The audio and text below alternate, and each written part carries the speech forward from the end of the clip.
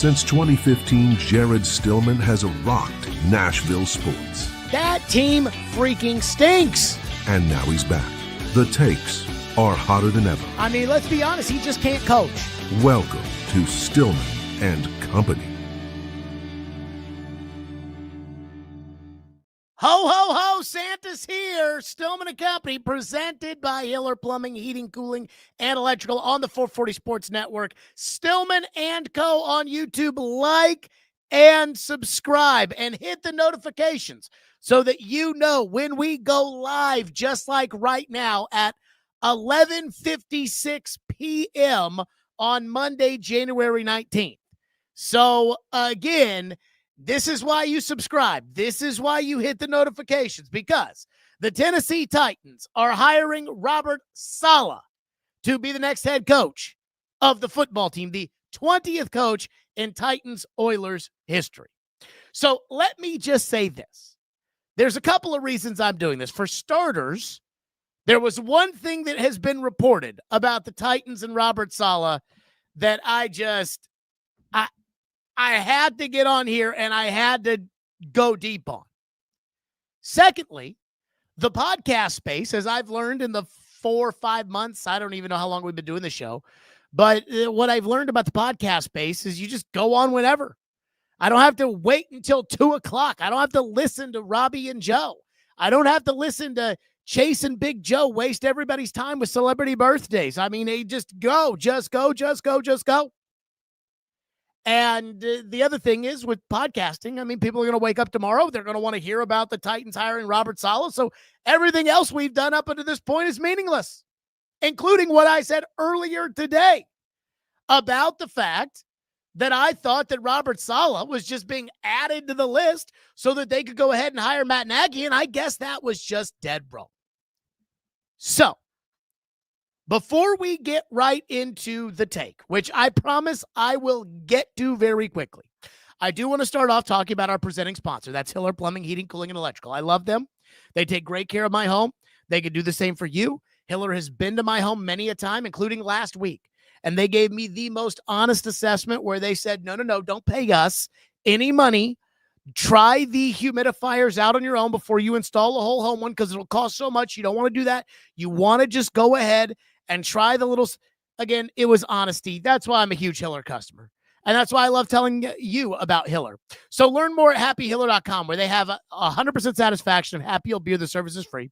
With professional, experienced, trustworthy technicians that come into your home and leave it clean and better than they found it.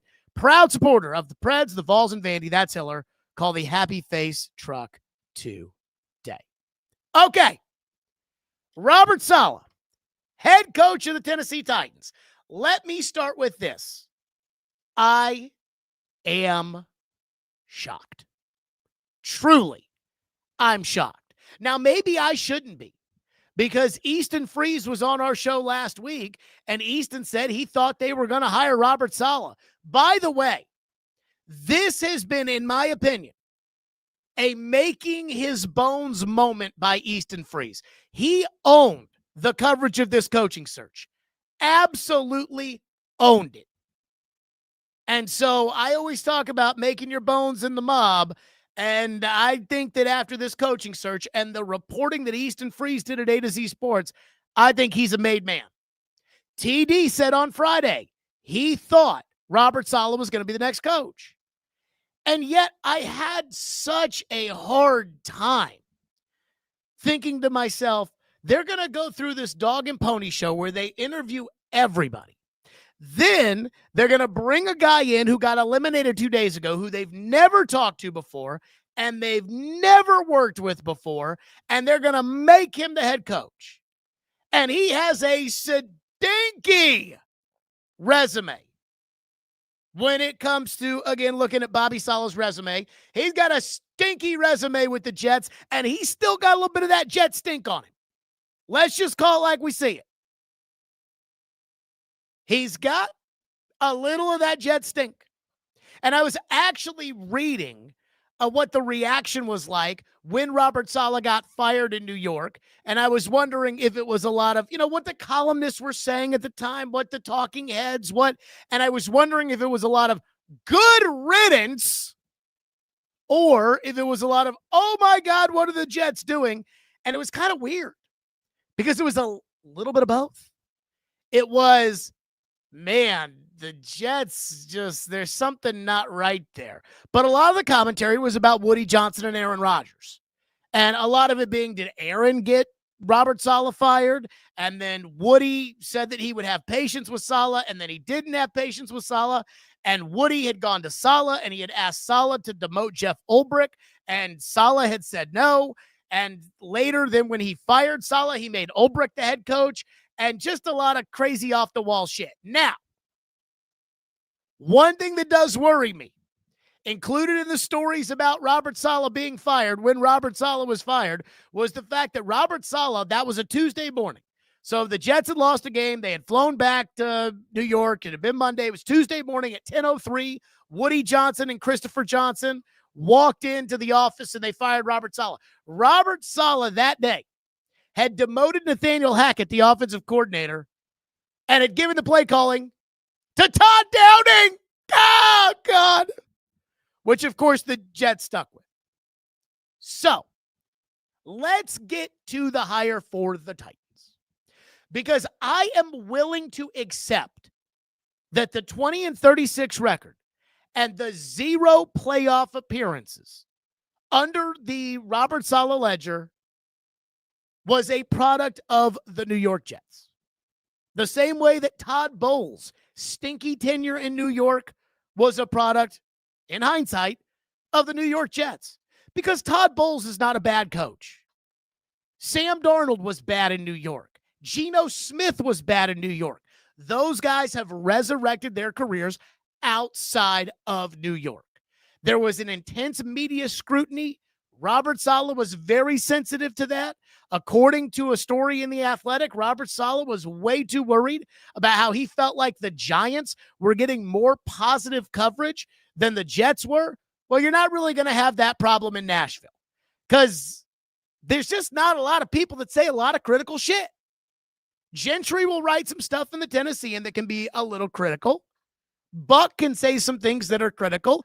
I obviously say some things that are critical. PK can't say things that are critical, but PK has been banging the drum for Robert Saleh, so I don't think he has to worry about that.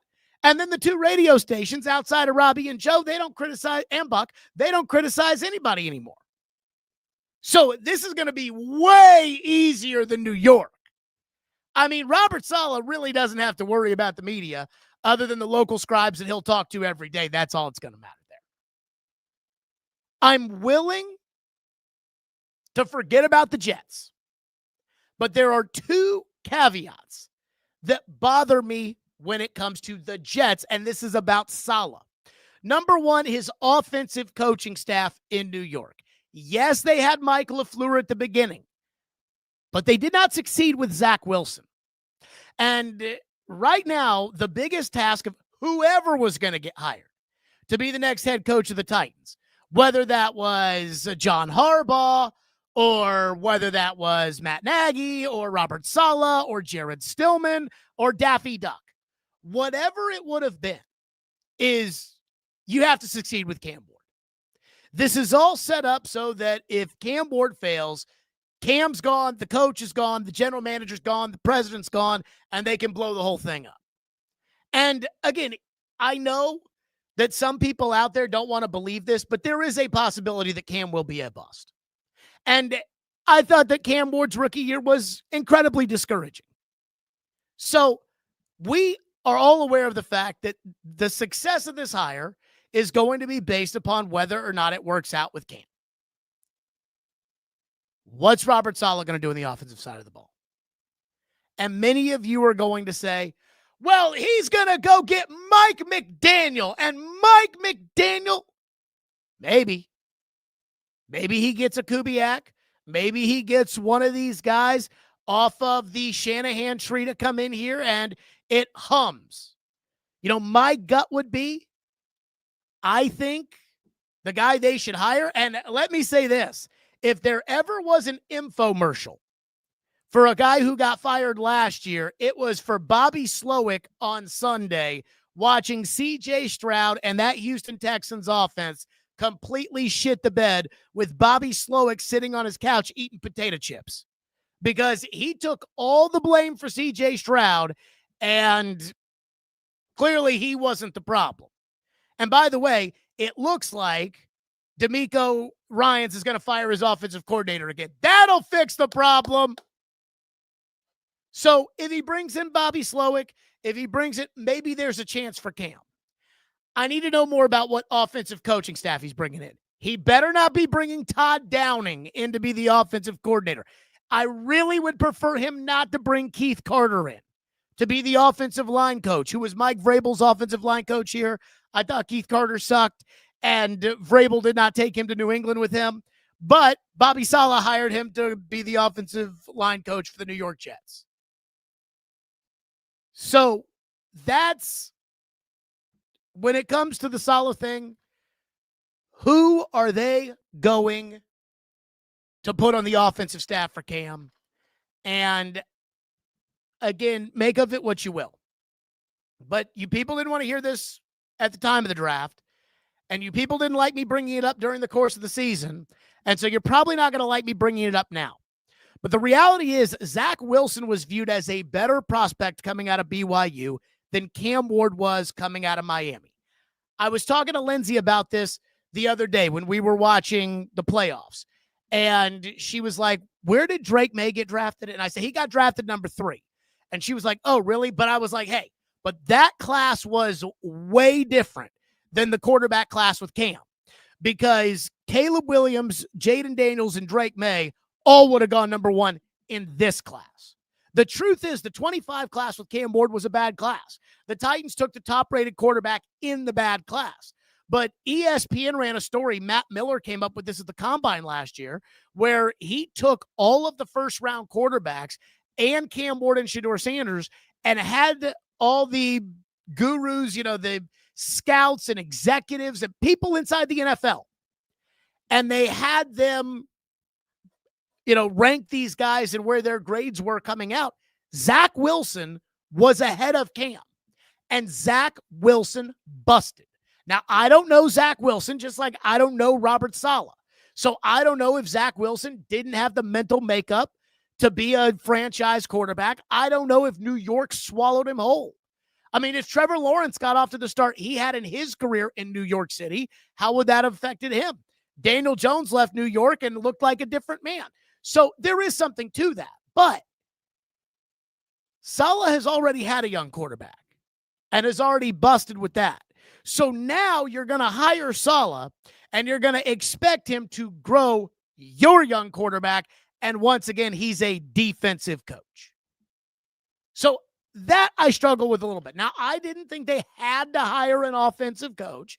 And because he does come from the 49ers and the Shanahan tree, there will be a Shanahan guy that he can go get. Again, I would think that the guy who's going to be the offensive coordinator of the Titans, my gut tells me it's probably going to be Bobby Slowick. And I can live with Bobby Slowick, who 2 years ago, I wanted to be the head coach of the Titans. Now, I do not ever believe in, unless I know the coach, being able to judge a head coaching hire off of somebody's public resume. Because there have been far too many times in my career where I've done that. Far too many times where I've been like, oh, God, you can't hire that guy. And then that guy ends up being really successful. I mean, hell, I know Mike Vrabel. And Mike Vrabel has exceeded any expectation that I had for him in New England this year. Now, I didn't know that they were going to make him hire Josh McDaniels, and I think hiring McDaniels in May certainly helped Vrabel and probably cured some of his biggest problems. But I digress. I didn't think Vrabel would be the success he is. So I try not to sit here and tell you, home run hire, because I just don't believe in that.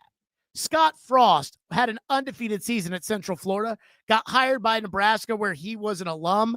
I figured that was a perfect marriage. He got fired. So I try not to do the, oh my God, home run hire. This guy's great. That guy's great. Because far too often I've seen people say, oh my God, this next coach, he's the greatest coach. And two and a half years later, guy's out of a job. He's no good. So I try not to do that. I try to kind of hold back. on sitting there and saying this guy will work or that guy will work.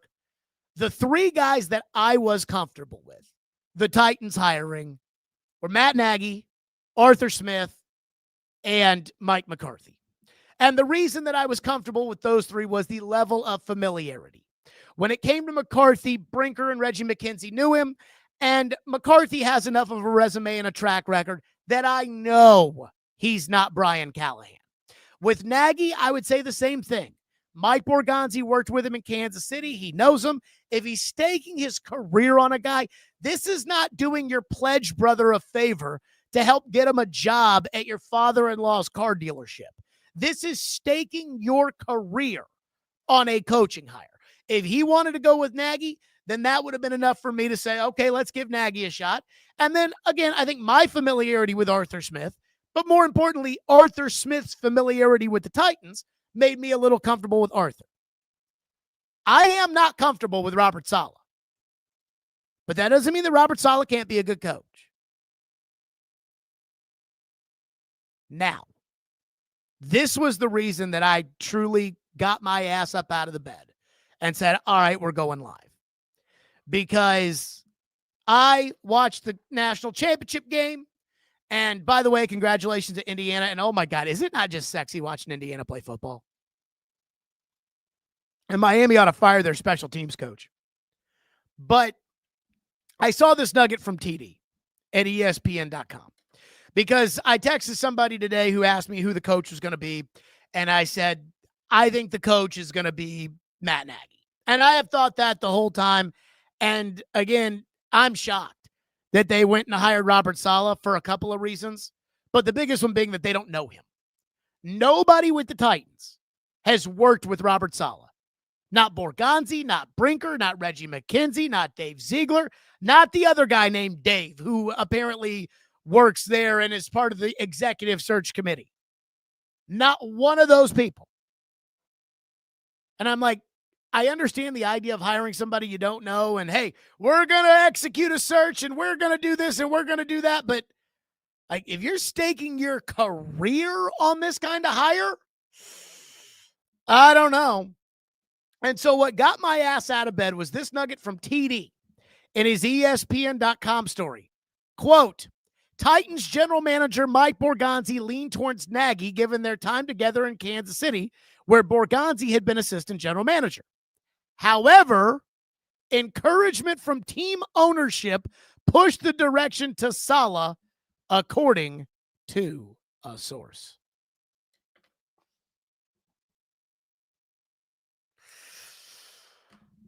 Oh, shit.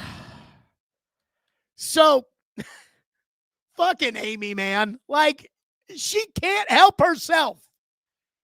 So, Amy Adams Strunk, who, again, is just being barbecued right now because she fired Mike Vrabel. She stamped her name to it. She sat down with Mike Keith, and she said Titans fans should be excited after they fired Mike Vrabel because they got Rand Carthon, a young quarterback, Will Levis, and cap space that they would later spend on L'Jarius Sneed. And after that embarrassment, Amy Adams Strunk said, I am getting out of this. Berg Nihil speaks for the business. Chad Brinker speaks for the football. I'm out of this. She fires the coach. And Chad Brinker is the one who puts out the statement. Chad Brinker and Mike Borgonzi do the press conference. Then they demote Brinker. They promote Borgonzi. They say, hey, Mike Borgonzi is going to lead the coaching search. Mike Borgonzi is the general manager. He wants to hire Matt Nagy. And at the end of the day, Amy could not help herself. Now, there are some of you out there that think that you guys are geniuses and think that you know who these guys are because you read some story or you think you know Matt Nagy. I don't know Matt Nagy.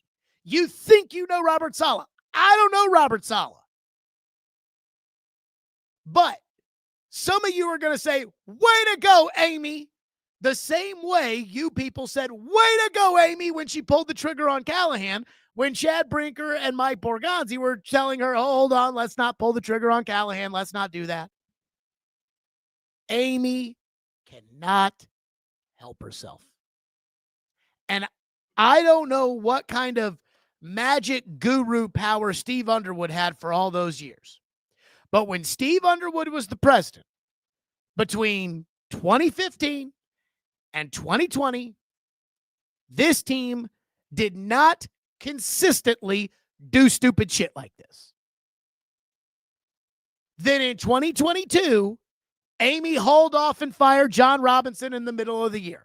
Again, that was stupid.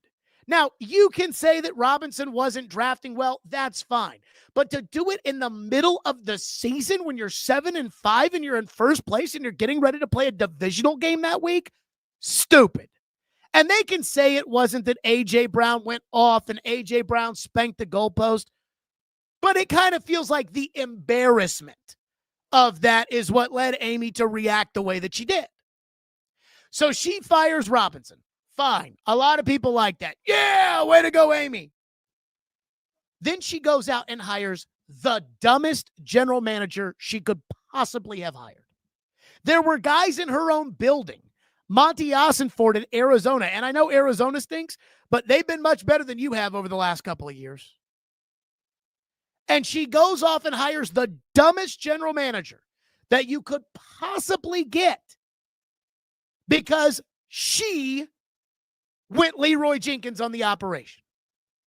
Then, after hiring the dumbest general manager she could hire, she then chose that general manager over a coach who is in the AFC Championship game right now.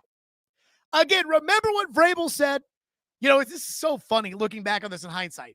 When I asked Vrabel, were those comments directed about Nashville? And Vrabel was like, Jared, think like a man, think like a dude. You're never going to think like me. I didn't mean it like that.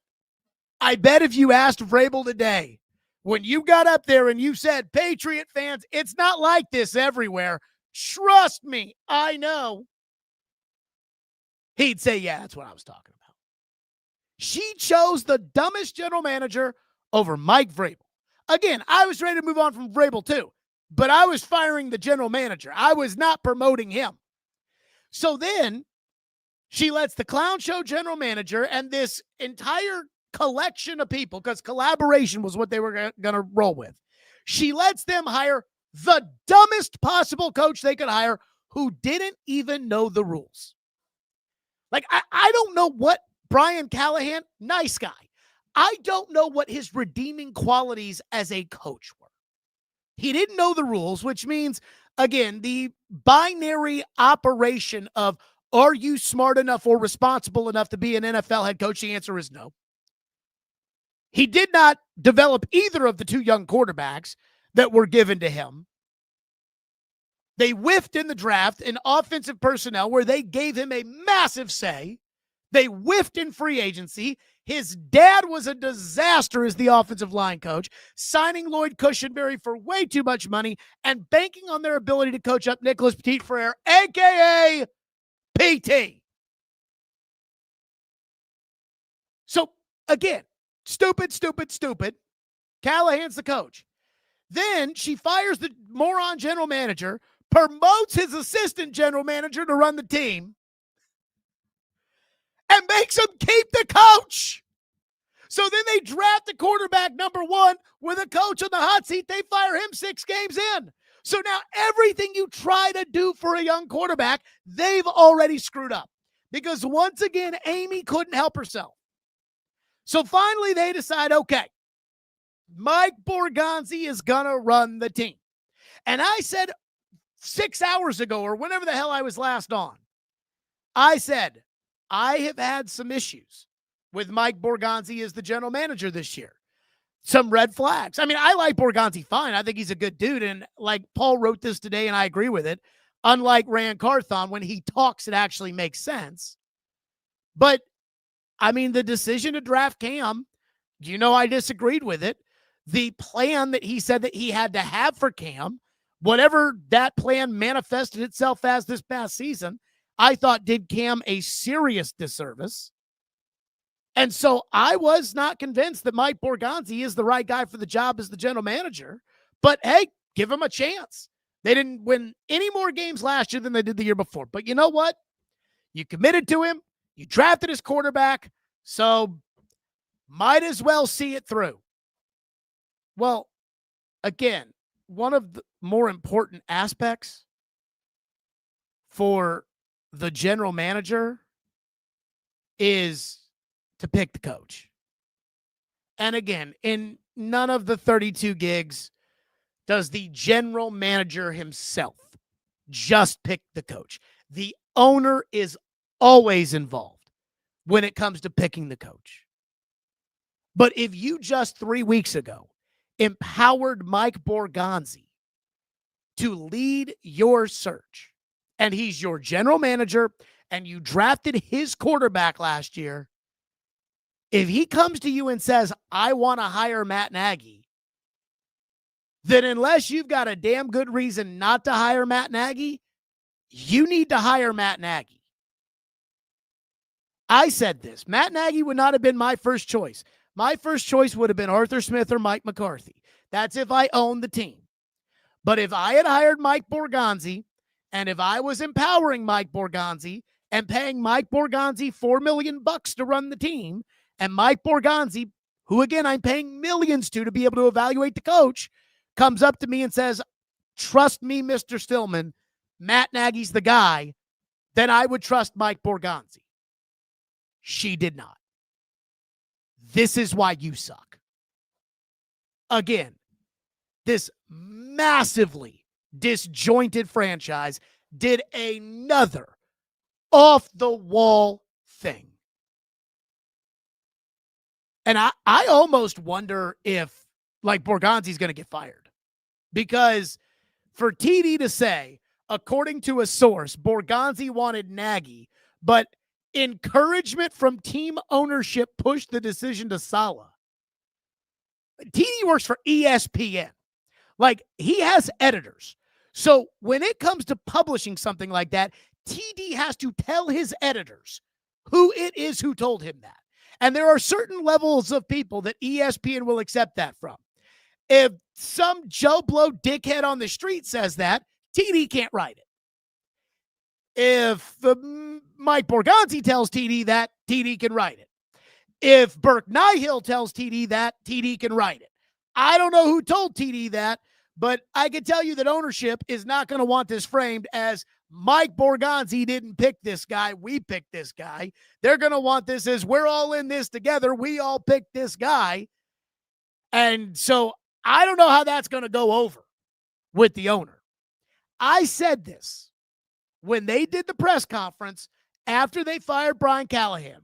Chad Brinker was up there. He looked incredibly nervous. Mike Borgonzi looked like he'd rather be anywhere else. And I said, Chad Brinker is nervous because he knows now that Callahan's been fired, his ass is on the line. And Mike Borgonzi looks disinterested because he probably regrets taking this job and rather be anywhere else. Well, Chad Brinker's already been demoted.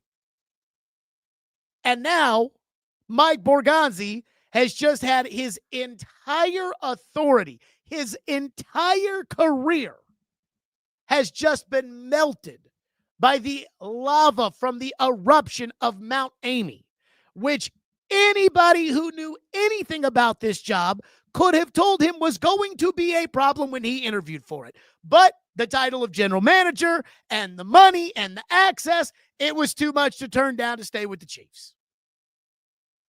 Boy, I bet old John Eric down in Miami, I bet he is just so happy that he didn't get this job last year. Whoa!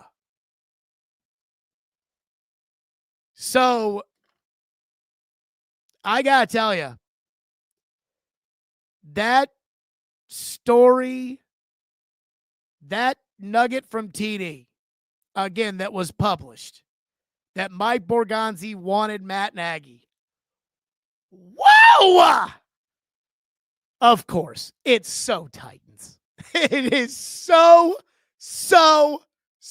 Titans. It's unbelievable.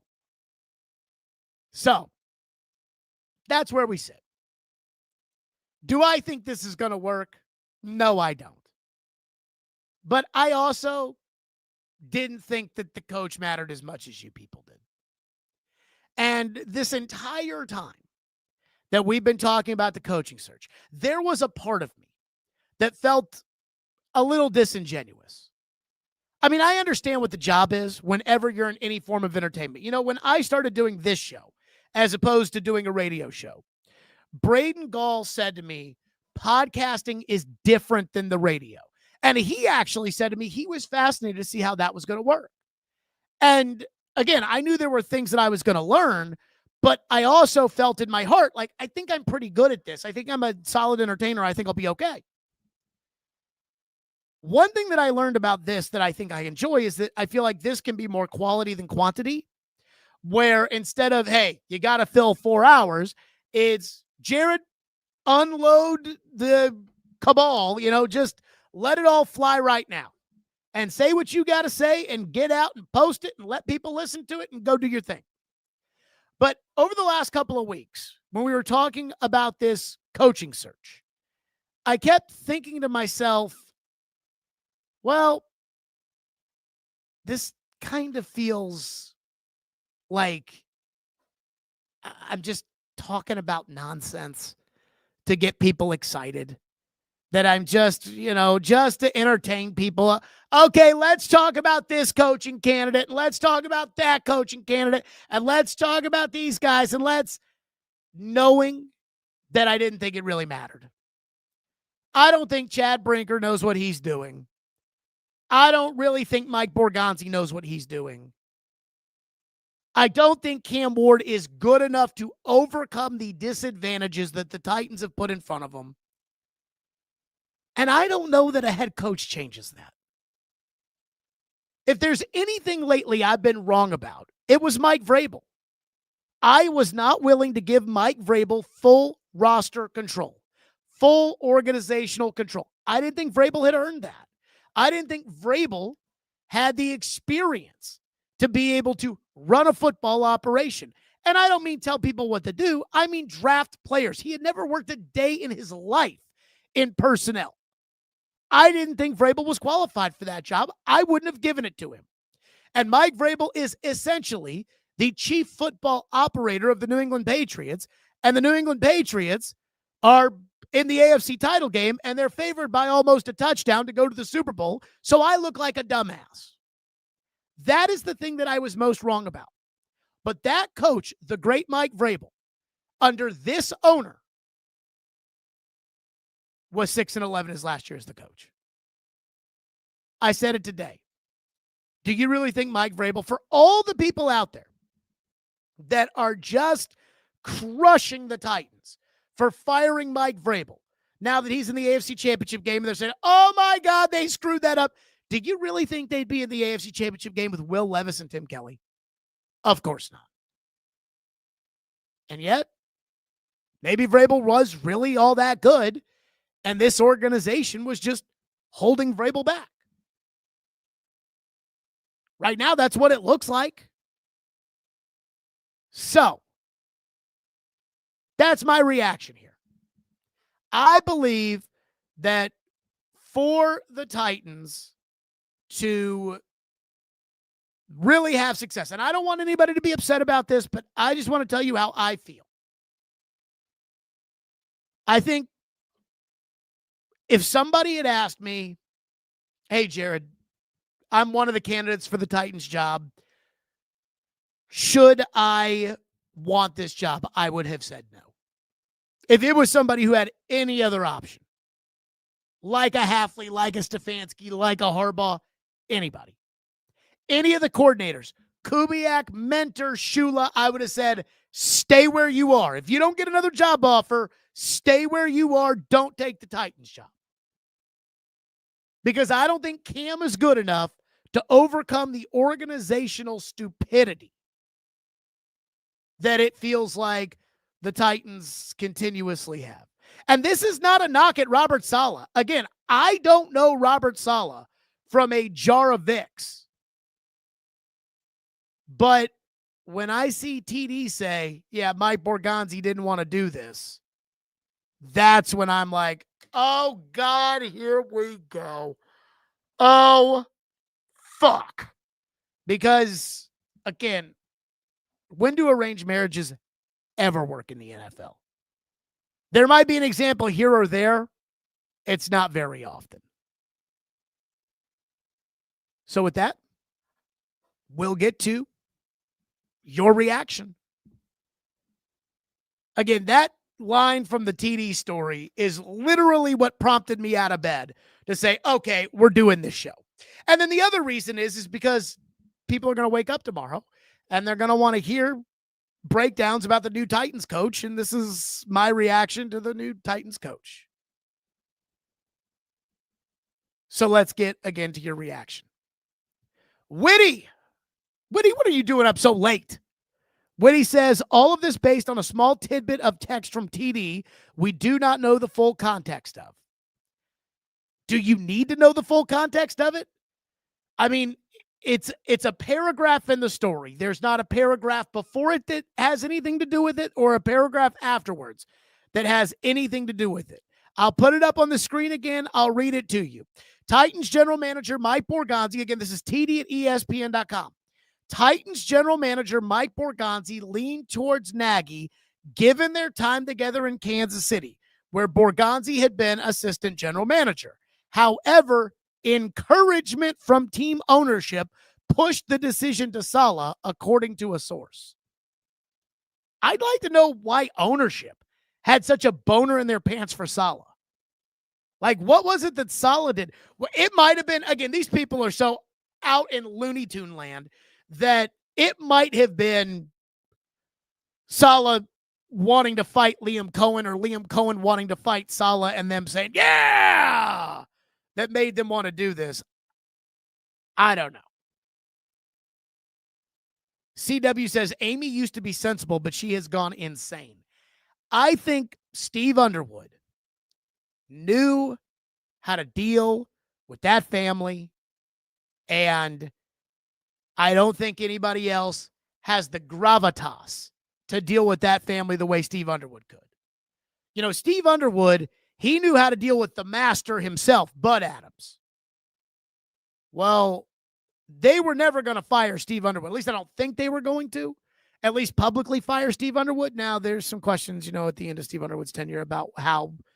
I'll leave it at that. But, and I thought Steve Underwood was a good president from 2015 to 2022. Or 2020. But I don't think anybody there knows how to deal with her. Or is willing to deal with her because, once again, she'll flip right on you. I cannot believe that they basically said they were going, that Mike Borgonzi didn't want Robert Saleh to be the coach.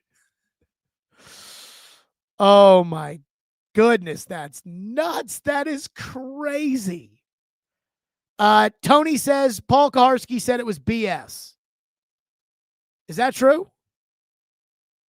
Gus says Schefter also reported Borgonzi wanted Nagy, but ownership went with Saleh. He then deleted it. So Schefter put it out there? Again, I'm just going off of your comments, so I don't know what's what. PK says it's not true. But then you're telling me Schefter said it too? Let me say this. I like Paul. I thought Paul showed his ass this weekend over the whole Mike McCarthy thing. Again, Easton Freeze, I think, made his bones this coaching search. You know, he's proven to me he's got sources inside the organization or people who know what's going on. I don't feel like Easton, who I always felt like was kind of in the satchel for Brian Callahan, I don't feel like Easton has been in the satchel for the team. Easton has had a lot of good information. Again, Easton came on the program Thursday and said he thought Robert Saleh was going to be the coach. So I've said Easton Freeze has made his bones as a reporter throughout this process. The Mike McCarthy stuff on Saturday, where Easton said, this is really a second interview because Chad Brinker and Mike Borgonzi have already gone out to Wisconsin and had dinner and met with Mike McCarthy. I thought was really good info, and nobody else had it. Easton had it first. And then Paul came out Saturday and was basically like, it's first interview. And so, as somebody just reading the tea leaves, I don't really know what to believe. I texted Easton on Saturday and I said, hey, that's good reporting. That's good stuff. That's info. Well, then Adam Schefter has, hey, they've already met with Brinker and Borgonzi because they met out in Wisconsin. That's what Easton said. And I feel like some of Paul's reporting over the coaching search had been directly from the team. And for PK, who likes to be Johnny Tough Guy, I was a little surprised how he just put out there what it felt like the team wanted out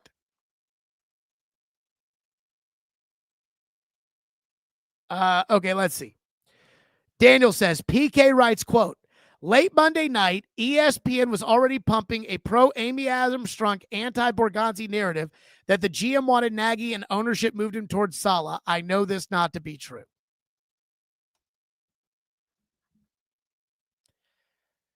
Here's what I'm going to apply. The duck theory. You know the duck theory. If it looks like a duck and it quacks like a duck, what do you people think it is? It's a duck.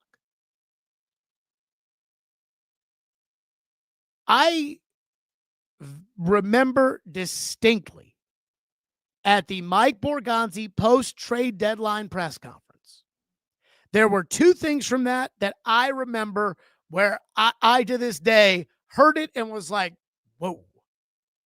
One was when I asked, and he knew this was coming, and I asked Mike Borgonzi about, like, what does Chad do? What do you do?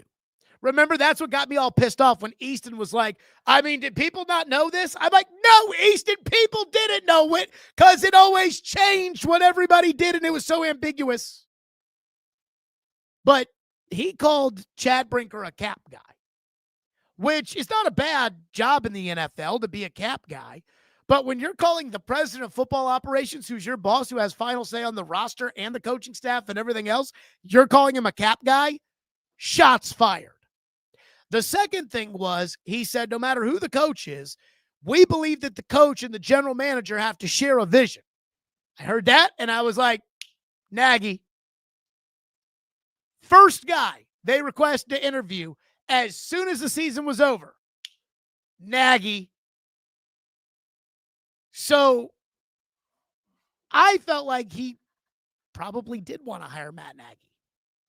And again, this is the Titans ownership we're talking about. And when it comes to Titans ownership, when have they ever been known to overstep the football people in terms of making decisions? Go back to the Vrabel-Ran Carthon thing. They hired Ran Carthon, and they brought Vrabel up there to play part of that dog and pony show.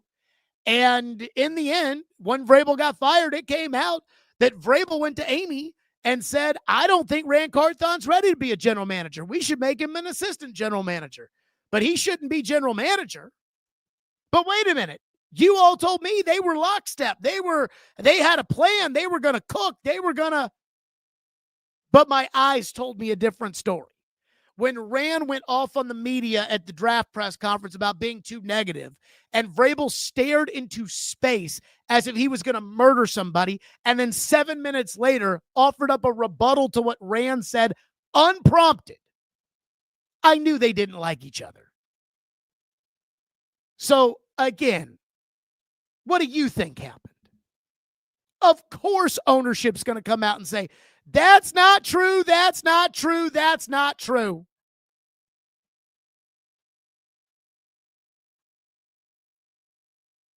I think it's probably true.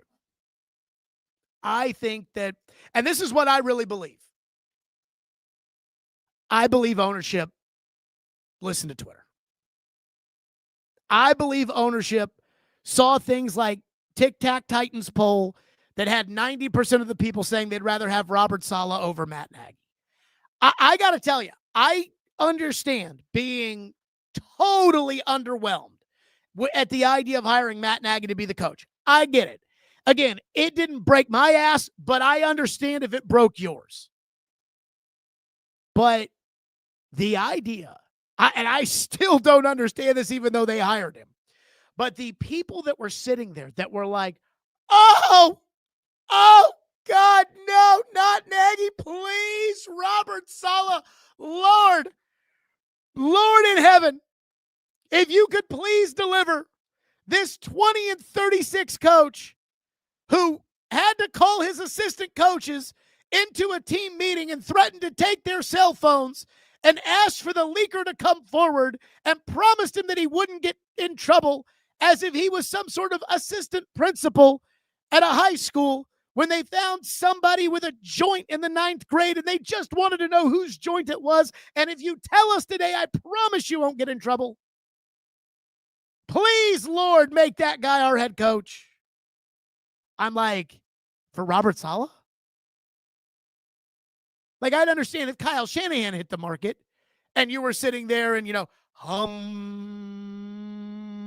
and you were hoping to pray to Kyle Shanahan. I get that. But to pray for Robert Saleh? I didn't understand that. But I think they knew that the fans were going to be completely up in arms if Matt Nagy got hired. And that's why I think they vetoed Matt Nagy and they went with Robert Saleh. And again, TD wrote that at ESPN.com. I don't think he just invented it in his head out of thin air. Joe says PK acts like the Titans don't lie all the damn time. I mean, my favorite was Thanksgiving Day 2023. Diana Rossini comes out with a story that says Mike Vrabel's not getting fired. Ready, steady, Vrabel. I did a Black Friday show because I always do a Black Friday show. And I did a Black Friday show because I like doing Black Friday shows. There's so much more football to talk about that I would work on Black Friday and then I would take that extra day off in July or something like that. And so I'm doing the Black Friday show 2023 and I'm like, yeah, I know Diana said that Vrabel's coming back. I don't believe it.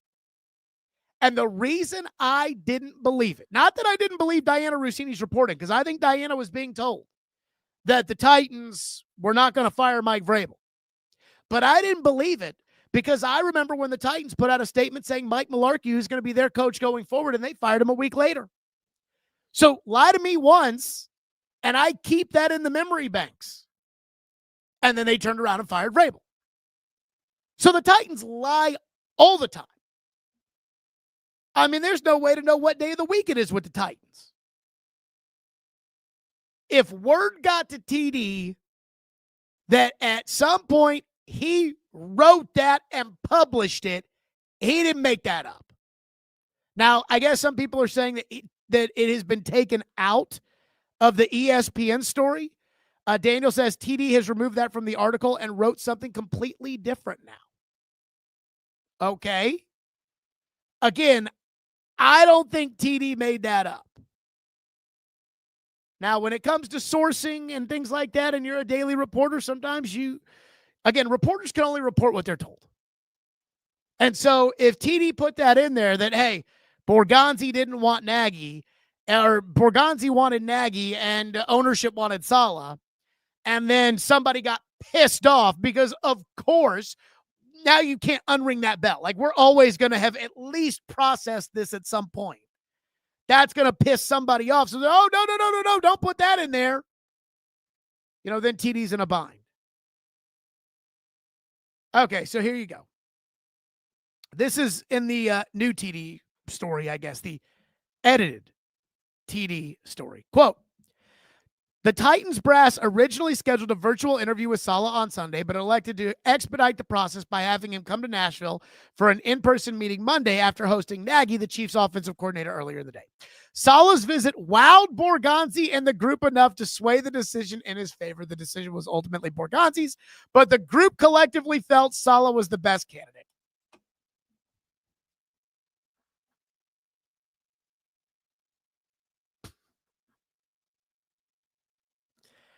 Again, believe whatever you want. I remember when the Titans were calling TD into the facility to do a sit-down with Rand Carthon and Mike Vrabel, and they talked about how they were long-lost brothers. And I'm not saying that, again, a reporter's job is to report. But I don't think what TD put the first time, I don't think he made that up. This is wild. Oh, God.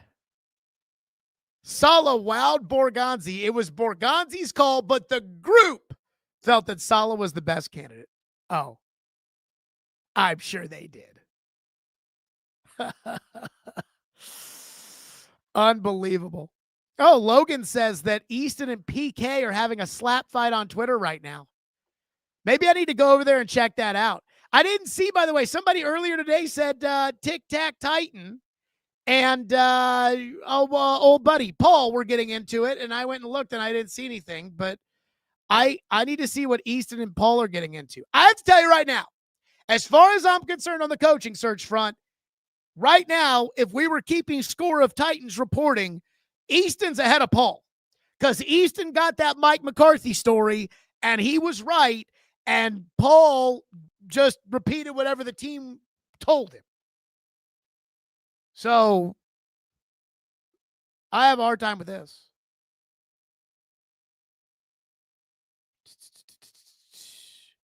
Oh, they really are going at it. So Easton was 4 for 4 in his predictions of coaching. Easton, I love you, but who gives a shit? PK. Oh, we're looking. This is an excellent hit rate, but let's not cherry pick the predictions. What about this one? Easton says, just heard tell of one of the Titans finalist candidates, and I haven't the slightest idea if it's true. If it is, there will be plenty of angry people next week merely because he's in the final grouping, and it'll be easy to tell who I was talking about. Well, I don't know. People seem pretty pissed off about Matt Nagy. So I don't know that Easton was wrong about that. Now, the Titans, I think, believe that Easton was wrong, but Easton said to Paul, at the end of a marathon day, I wish I could say I'm surprised to see that the town sheriff sat gleefully waiting to publicly relitigate a mistake I privately acknowledged him was a misstep. Salute to Easton. I'll happily copy and paste what I already said on this website about the dumb tweet that I posted and deleted last week. Was a stupid rumor to tweet about, intentionally didn't report anything. We'll still see if it had any legs, but not the kind of tease I should be tweeting when what I say is taken seriously, ultimately harmless, but a mistake and a learning moment. I don't know, Easton. People seem pretty mad about Matt Nagy. I think he probably nailed that one, but I don't know if that's who he was talking about.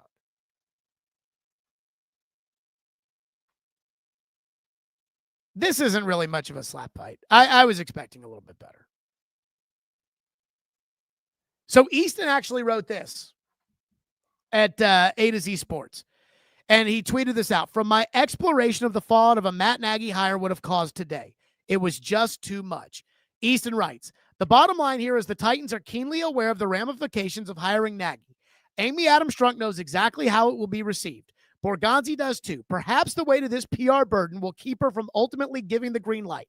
And if not, it feels like a sure bet that it will be something that she makes Borgonzi responsible for, tying his job to this hire in a way that is clearly more extreme than hiring a different candidate. Okay, so Easton had written before they even decided to hire Robert Saleh. Easton had written that, hey, they know this is going to be bad if they hire Nagy, and so if Borgonzi hires Nagy, he owns it. And either, again, this is me deducting this from Easton's reporting. Either Mike Borgonzi didn't want that kind of pressure, which is stupid because if Saleh fails, he gets fired anyways. He did not want that kind of responsibility, or Amy basically told him, hire the coach I want or you're fired. I remember, do you guys remember I'm sure you do, the whole Greg Schiano, John Curry, Philip Fulmer thing? Because that was a wild and crazy story. I mean, we couldn't get enough of that story. And I remember we kept talking about John Curry because John Curry wanted to hire Greg Schiano and sign Greg Schiano to an MOU, which is essentially a contract. And then they vetoed that, and he went out looking for another candidate, and then the chancellor called him off the road and fired him and all that. And Floyd said to me when we were doing the radio show together, he said, if I was the AD and you weren't going to let me hire the coach I wanted to hire, well, then you'd have to fire me and bring somebody else in to be AD. And again, ADGM, when you're charged with hiring the coach, it kind of feels like if he didn't believe in a coach that you wanted him to hire, then I shouldn't be GM. So if you don't want to hire my coach, then you need to fire me because I shouldn't be GM. And it sounds to me, I assume that Mike Borgonzi wasn't willing to have that conversation with Amy Adams-Strunk. And this is a mistake that a lot of first-time general managers make.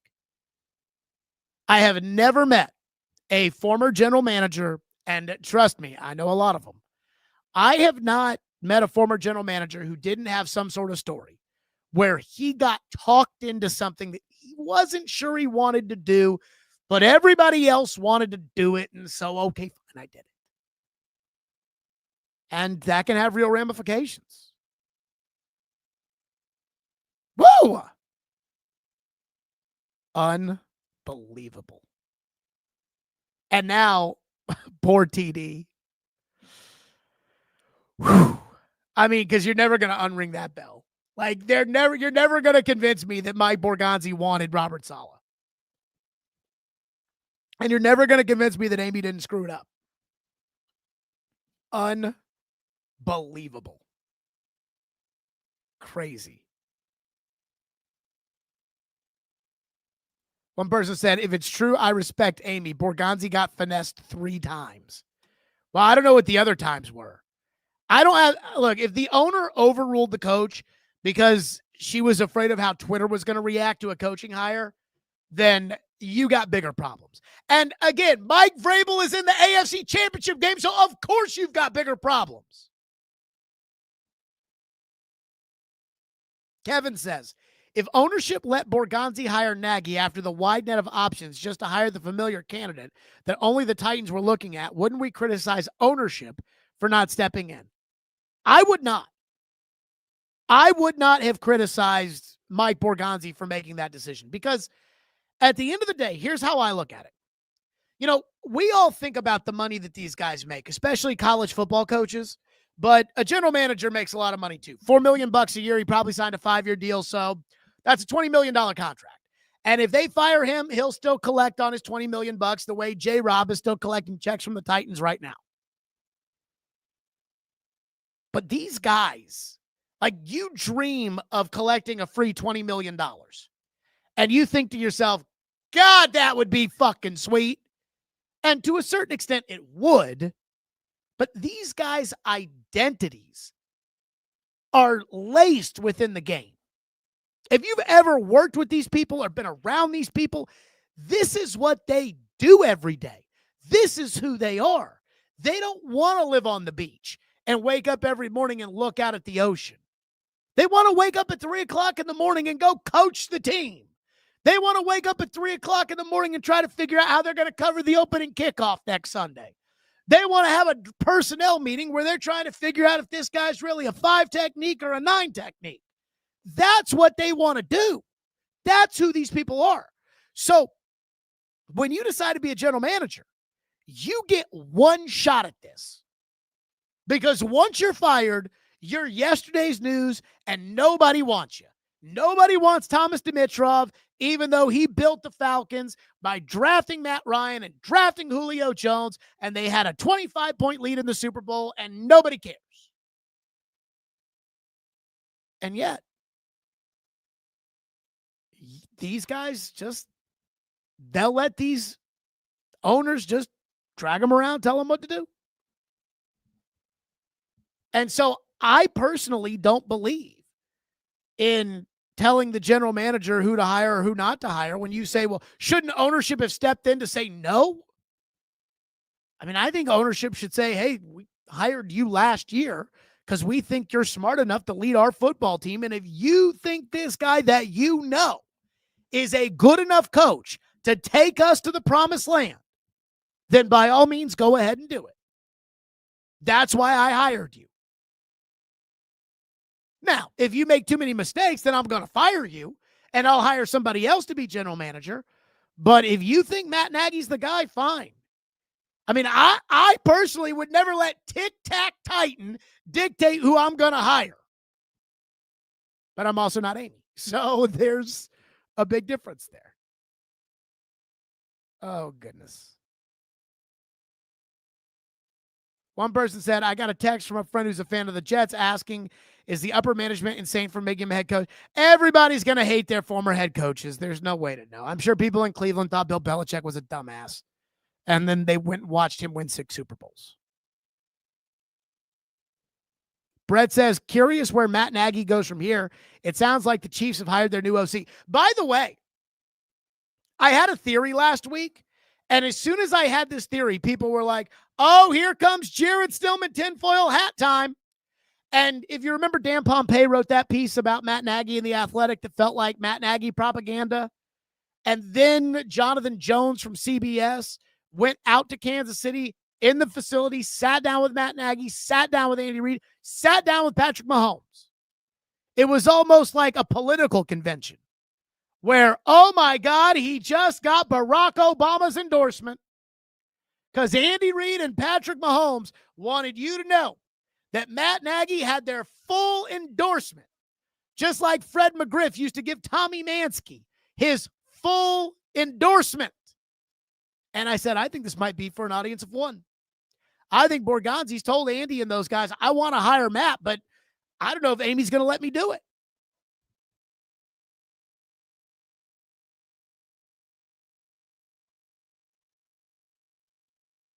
Colin says, Stilly calling a sham Nagy search all week. Clown. I got to say, I was shocked. I was shocked that they ended up hiring Robert Saleh based on their research. I'd love to know what their research was that told them to hire Robert Saleh.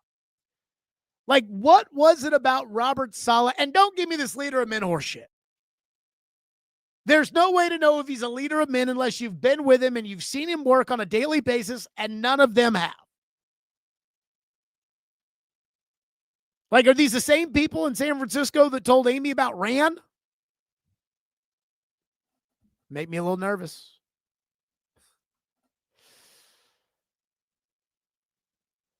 Chauncey says, if Nagy is so great, why is Kansas City bringing back Bieniemy and not renewing his contract? All that said, the GM should pick his coach. See, I said this earlier today. I didn't think that the optics could be worse for Matt Nagy. Matt Nagy was not wanted anywhere else to be a head coach. Matt Nagy, which again doesn't matter, but it does feel like something in the moment. He wasn't wanted anywhere else to be a head coach. The Chiefs were not bringing him back as offensive coordinator. The Chiefs' offense had been the worst it had been in a decade this past season. They didn't make the playoffs. They weren't getting ready for the Super Bowl. And Mike Vrabel's in the AFC Championship game. Like, it was as bad as it could be for Matt Nagy. And it feels like that's what they kind of ended up doing him in, if, again, the original TD report is right. Ricky says, doesn't matter who the coach is. I have faith that the Titans will still perpetually suck. So I've told this story, but I'll tell it again because, again, I just want you to know this is how I felt. And it's crazy to think ago that this was 3 years ago, almost 4. J-Rob got fired on a Tuesday. They lose to Philadelphia on Sunday. I said to Caroline, we were doing the show together, and I said to Caroline, you know, in less stable organizations, somebody might get fired for that. And I was talking like defensive coordinator, maybe type of thing. Not here, but just, you know, in the crazy ass organizations, the Raiders, for instance. And the next day, J-Rob got fired. And everybody was like, what? And I did a lot of digging. I called a lot of people. And I was like, what happened? And by about either Thursday or Friday, I had really found out that there just wasn't anything to it other than Amy didn't think J-Rob was doing a good job. And so even though they were in first place, even though they were in the middle of the season, they had won the division in back-to-back years. They had been the 1 seed the year before. They had been to the playoffs 3 years in a row. She fired him. And I thought, oh, shit. And I remember putting my head in my hands and thinking, oh, my God, you're one of the stupid teams. the teams that we talk about all the time, that we talk about the Jets and we talk about the Browns and we talk about the Jags and we talk about all these moronic teams. And I sat there and thanked my lucky stars on a nightly basis that the Titans weren't that stupid of a team. They didn't do everything right, but they weren't that stupid. At least I didn't think that. And then they lost 5 in a row to end the season. Then they hired Ran. Then they promoted Ran, fired Vrabel, hired Numbnuts Callahan, fired Ran, promoted Ran's assistant general manager for whatever reason, kept Callahan, overdrafted the quarterback. I mean, so when you sit there and you're like, I know the Titans are going to be perpetually bad, I agree. Like, I think the Titans have to get lucky, and they have to suck in the right year to suck. And one of two things happens in the right year that you suck. Either you blow everything out and the right coach, the right situation, the right is available and you get it. Or you suck and Joe Burrow's sitting there at the top of the draft. That's how I feel. Because again, every time there is an inflection point, the Titans go out and do the dumbest thing they could possibly do. This one person says, Stillman, keep it honest. You're not a Tennessee Titans fan. Let me tell you something. If I wasn't a Tennessee Titans fan, do you think I'd be live streaming at 1 a.m. for over an hour? Give me a break. Whoa. Oh, so now we have the whole J-Rob fight going on now in the chat. I am just stunned. Emmett says, Nagy gets a terrible rap, but he did leave the Bears with a 34-31 regular season record, 0-2 in the playoffs, but I understand why the Titans fans are down on him. I just don't understand why everybody thinks Robert Saleh is so much better than Matt Nagy. I mean, I understand thinking that Mike Vrabel's better than Matt Nagy. I don't understand thinking that Robert Saleh is necessarily all that much better than Matt Nagy.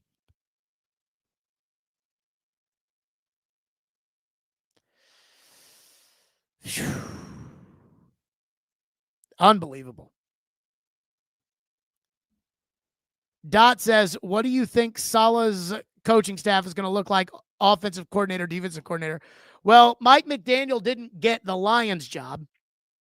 I forgot who that went to. Drew Pitzing, I think, the Pitzinger, whatever. The OC in Arizona, he got the job. So McDaniel's out there, and I know a lot of you guys cream your pants over McDaniel. I don't know why, but some of you people are just obsessed with him, so good for you. The guy I think I'd circle is Bobby Slowick. And you can tell me whatever you want about Bobby Slowick, and I will tell you this. Bobby Slowick had C.J. Stroud that first year looking like a franchise quarterback and the next great QB. And C.J. Stroud didn't look right last year, but he didn't look like absolute booty hole. I don't know if C.J. Stroud can recover from what happened to him in these playoffs. So everybody in Houston pinned it all on Bobby Slowick, and Bobby Slowick got fired, and C.J. Stroud got worse. And again, I was listening to Boston radio today after I got done with the show. I was listening to the Felger and Maz show, and I was thinking, like, everyone there is going to be like, not the hosts, but just the callers, everything. And those guys were just cracking on how bad C.J. Stroud was. They were like, guys, Jarrett Stidham is going to play better than C.J. Stroud played. Trust me. And so the guy I kind of circle for is Bobby Slowick.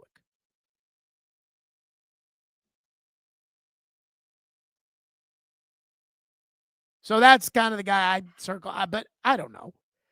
I don't know what the coaching staff will look like. I sure as fuck hope it's not his coaching staff in New York. His 2024 Jets. This is the 2024 Jets coaching staff. Head coach Robert Saleh. Offensive coordinator Nathaniel Hackett. Defensive coordinator Jeff Ulbrich. Who knows? Passing game coordinator and play caller Todd Downing. Offensive line coach Keith Carter. I mean, that's what I hope it doesn't look like. Then again, Todd Downing is the wide receivers coach of the New England Patriots, and Kayshon Boutte has turned into Antonio Brown without the drama.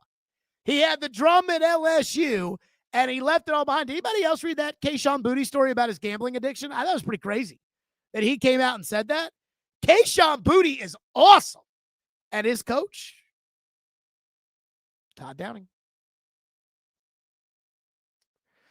Nick says that Mike McDaniel will probably get the Browns job. Somebody will need to take the Browns job. I don't know who it'll be.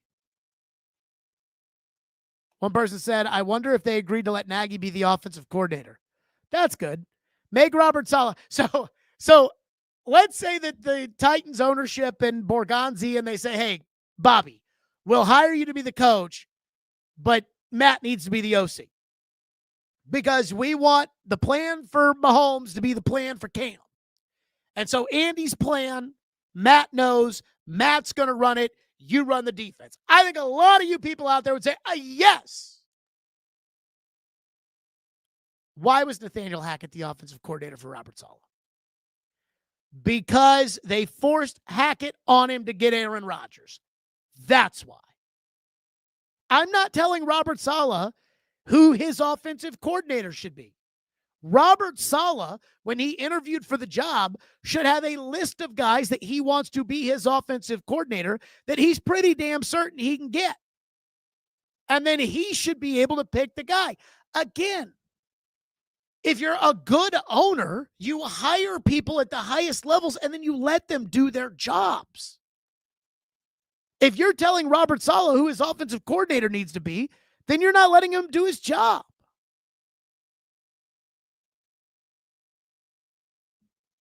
Tony says, as a fan being in the media, are you optimistic at all?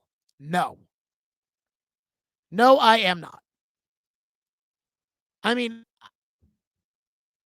like, I think it's 85 to 90% likely Cam's going to bust.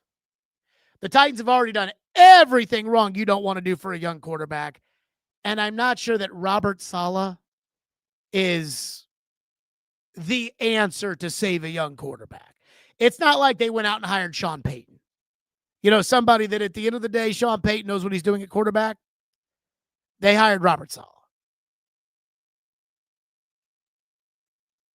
So, am I optimistic? Not exactly.